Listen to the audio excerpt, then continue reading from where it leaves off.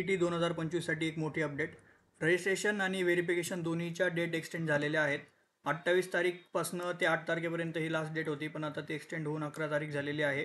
आणि व्हेरिफिकेशनसाठी देखील 12 तारीखपर्यंत तुम्ही व्हेरिफिकेशन करू शकता. पण आता बऱ्यापैकी विद्यार्थ्यांचं हे रजिस्ट्रेशन ऑलरेडी झाले असेल, बऱ्यापैकी व्हेरिफिकेशन पण सर्वांचं झालं असेल.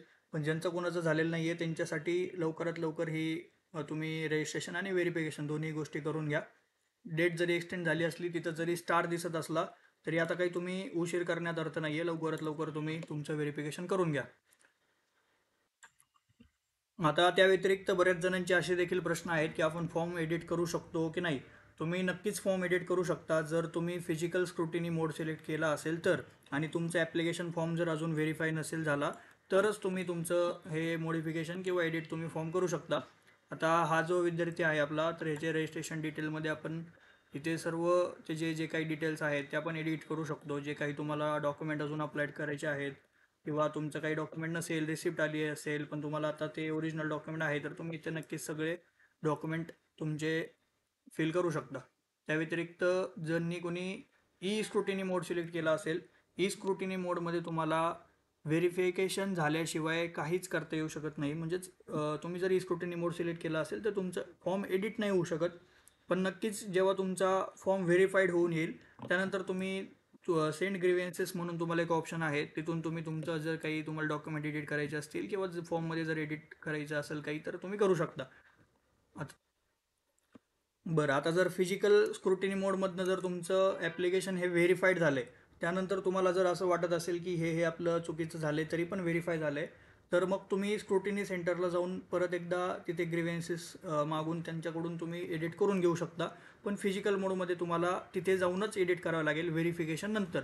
पण ई स्क्रुटिनी मोडमध्ये जरी तुम्ही एडिट करून शकत नसाल, पण तरी तुम्ही व्हेरीफाय झाल्यानंतर सेंड ग्रीव्हन्सेसमधनं तुम्ही जे काही तुम्हाला अपडेट चेंज करायचे असतील ते करू शकता.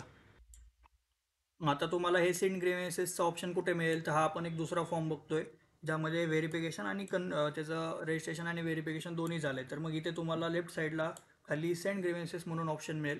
इथे तुम्ही ई स्क्रुटिनी मोड जर असेल तर तुम्ही इथून तुमचा फॉर्म परत पुन्हा एकदा एडिट करू शकता आणि त्यानंतर पुन्हा एकदा व्हेरिफिकेशनसाठी ट्रान्सफर करू शकता.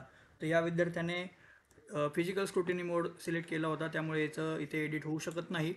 आता बऱ्याच जणांना असा प्रश्न असेल की मग आम्ही भरपूर लांब आहोत, म्हणजे राज्याच्या बाहेरच्या आहोत किंवा फिजिकल स्क्रुटिनी मोडवर जाऊ शकत नाही, तर आणि आम्ही ऑनलाईन स्क्रुटिनी मोड म्हणजे ती स्क्रुटिनी मोड सिलेक्ट केला आहे आणि आता आम्हाला एडिट करायचं आहे, तर आम्ही काय करू. मग तुम्हाला एक ऑप्शन आहे, हा जो व्हेरिफिकेशन मोड तुम्ही चेंज करू शकता. इथे तुम्हाला चेंज व्हेरिफिकेशन मोडचा ऑप्शन मिळेल. इथे क्लिक केल्यानंतर तुम्ही जो ई स्क्रुटिनी मोड आहे त्याचं कन्व्हर्जन फिजिकल स्क्रुटिनी मोडमध्ये करा. तिथे तुम्हाला जे काही चेंजेस करायचे आहेत फॉर्ममध्ये ते करा. ते केल्यानंतर पुन्हा एकदा ई स्क्रुटिनी मोडमध्ये सिलेक्ट करा, म्हणजे तुमचे एडिट्स हे होऊन जाईल आणि नंतर तुमचं व्हेरिफिकेशन होऊन जाईल.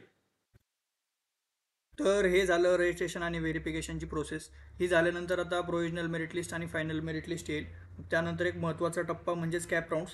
या कॅप राऊंड्समध्ये जर तुम्हाला तुमची फॉर्म फिलिंग करायची असेल, तुम्हाला बेस्ट लिस्ट बनवून हवी असेल, तर आपल्या पर्सनल काउन्सिलिंगला जॉईन करा. पर्सनल काउन्सिलिंगची फी फार कमी आहे.